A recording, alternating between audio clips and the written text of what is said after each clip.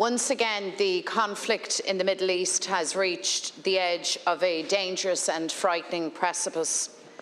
The attacks by Hamas on Israel at the weekend have rightly been met with outrage and condemnation here in Ireland and internationally, and I join in that condemnation unreservedly. There is no justification for targeting civilians and taking civilians as hostage, and all hostages should be released immediately.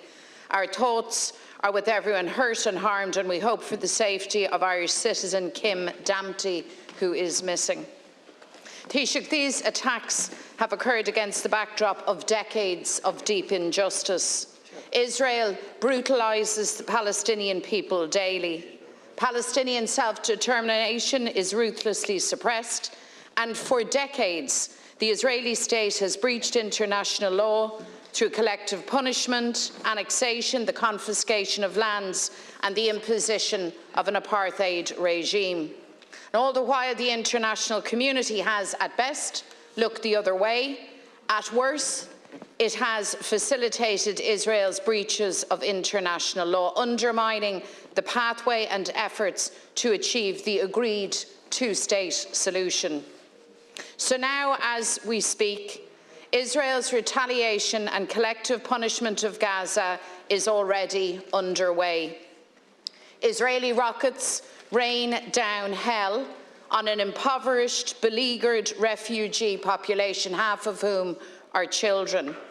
In the face of this overwhelming military bombardment, they have no food, no medical infrastructure, no electricity, no fuel, and no way out. Innocent men, women and children stare annihilation in the eye. So the international community now faces an immediate test of its commitment to peace, justice and the upholding of democracy and self-determination. Taoiseach, we need ceasefires, dialogue and the enforcement of international law. We need to see an end to the cycle of violence, an end to the occupation and an end to the apartheid.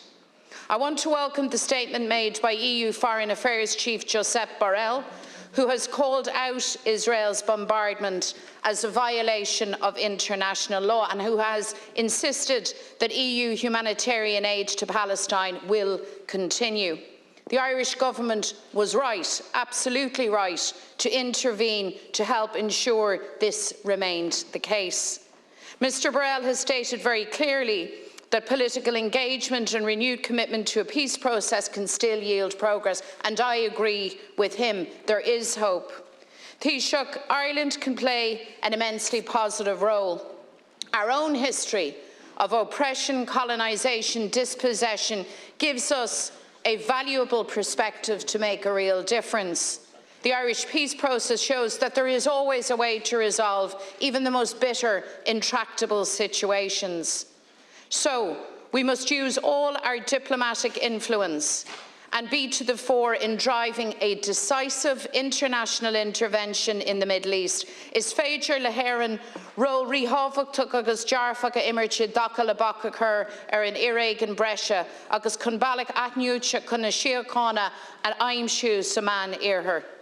We need, I believe, an all-of-Oireachtas approach in calling for a retreat from this terrifying precipice, to build the consensus in the Dáil for peace, the rule of international law, for Palestinian human rights and self-determination, because the eyes of the international community are now wide open to the brutality and the escalation of the conflict. Taoiseach, Mr. Borrell's powerful intervention reflects the international imperative to achieve a cessation of hostilities and an intervention that upholds the primacy of international law to bring about a just settlement and a lasting peace. The question for us and for you now, Taoiseach, is what part does Ireland play in all of this? Thanks, thanks, Deputy, for your question. At the outset, I want to reiterate Ireland's total condemnation of the attack by Hamas and other militant groups on Israel and the devastating loss of life that has caused. Civilians were targeted, young people, older people, children, peace activists killed or taken hostage. In these circumstances, Israel has the right to defend itself. It is surrounded by enemies, many of whom want to see Israel wiped off the map, or as they say, from the mountains to the sea. It's critical that this is done within the parameters of international humanitarian law, with a response that is proportionate, and protection of civilians and de-escalation must be a priority. Israel has united itself in response to these attacks, and Israel is gaining a lot of solidarity from other parts of the world. But I believe that will evaporate, and evaporate very quickly, if the Israeli response in Gaza and elsewhere is disproportionate. So there must be restraint. There must be no attacks on civilian infrastructure. If it's unacceptable for the President of Russia to target power stations and civilian infrastructure in Ukraine, then the same must apply to the Israeli government and the actions it takes on targeting civilians and civilian infrastructure in Gaza. And in addition to that, I can give the assurance that Irish aid will continue, as will EU aid. That aid is not aid for Hamas, it's aid for Palestinian civilians, and they need it in order to have any form of decent existence. And certainly we will not support any suspension of Irish or EU aid, provided the money goes to the Palestinian people and not to Hamas. In terms of Ireland's role, we will do all that we can at an EU level and all that we can at a UN level. And the Minister of Foreign Affairs is very much engaged in that effort. As I say, we have a long-standing commitment to supporting humanitarian aid and development projects in Israel and in the occupied Palestinian territories. Our funding provides both emergency assistance to the most vulnerable, while also assisting the Palestinian Authority in public service delivery on the West Bank. The funding is €16 million this year, and that will continue. Taoiseach, Deputy MacDonald.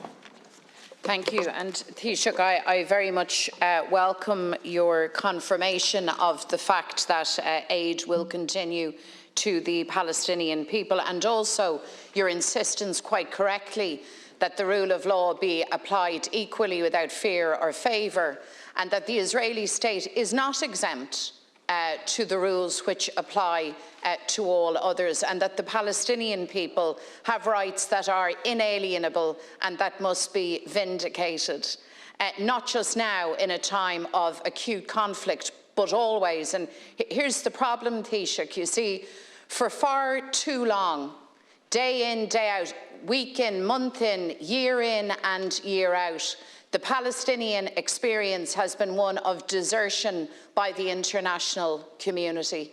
And I think now has to be a moment where we see a step change, where we see clarity of purpose and leadership, and where it is made clear to everybody, including Mr. Netanyahu and his administration, including to all concerned in the Israeli state, that they cannot play fast and loose as a rogue state in violating again and again the most basic rights of the Palestinian people. Can you confirm for us, Taoiseach, that that will be the baseline position of the Irish government and the Irish state? Taoiseach.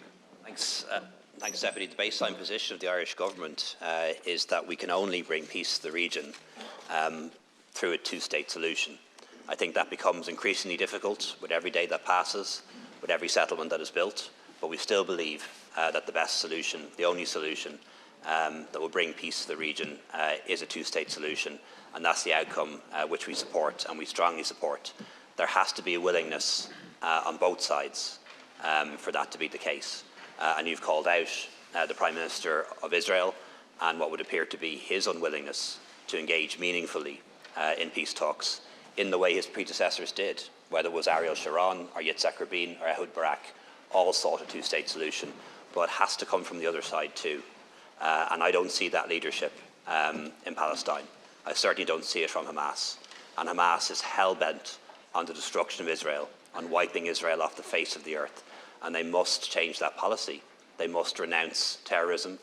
They must renounce violence as a means to achieve their political objectives, just as people did on this island. And that's what we expect to see from them.